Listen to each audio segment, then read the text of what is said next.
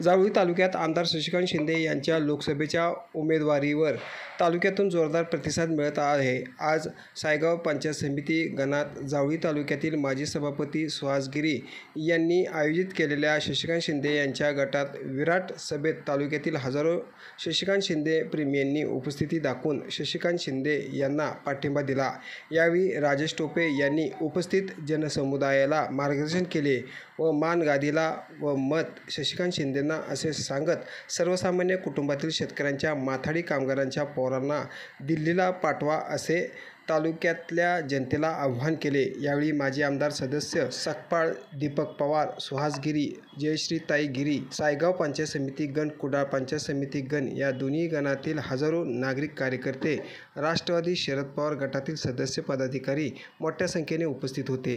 शरद पवारांना इस देश में भटकती आत्मा देश को अस्थिर कर रही है असं त्यांनी काल वक्तव्य केलेलं आहे।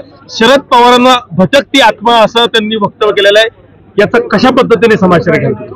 मला असं वाटतं की एक त्यांचं हेही वाक्य आहे की मी शरद पवारांच्या करंगळीला धरून राजकारण शिकलेलो आहे, मला राजकारणाचे धडे पवार साहेबांनी दिलेले आहेत। हे भर लाखोंच्या सभेमध्ये मोदीजीच बोललेले होते। आज ते जर असं बोलत असतील तर मला असं वाटतं की महाराष्ट्राच्या त्यांचा जो काही दौरा चालू आहे त्याच्यामध्ये त्यांचा रिपोर्ट 100% खात्रीदायक त्यांना मिळालेला असेल की आपलं काही खरं नाही, म्हणून त्यांच्या पायाखालची वाळू घसरलेली आहे म्हणून ते असं बोलतायत असं माझ्यासारख्याचं मत। महाराष्ट्रामध्ये ज्या वेळी शरद पवारवर अशा पद्धतीचे टीका केलेली आहे, महाराष्ट्रातल्या जनतेने बऱ्यापैकी त्याला उत्तर दिलेलं आहे।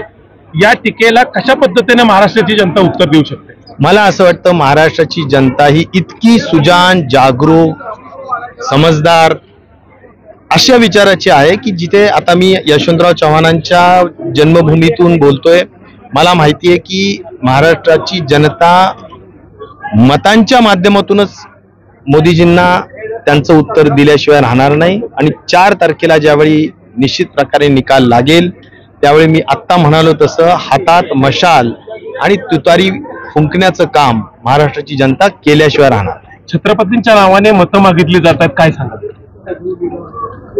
छत्रपती महाराजांच्या नावाने मतं मागणं याचा अनुभव आणि याचा प्रत्यय मागे सुद्धा महाराष्ट्राला, सातारकरांना आलेला आहे की मान गादीला मत तुतारीला अशा स्वरूपाने लोक या निवडणुकीकडे लोकसभेच्या पाहत आहेत।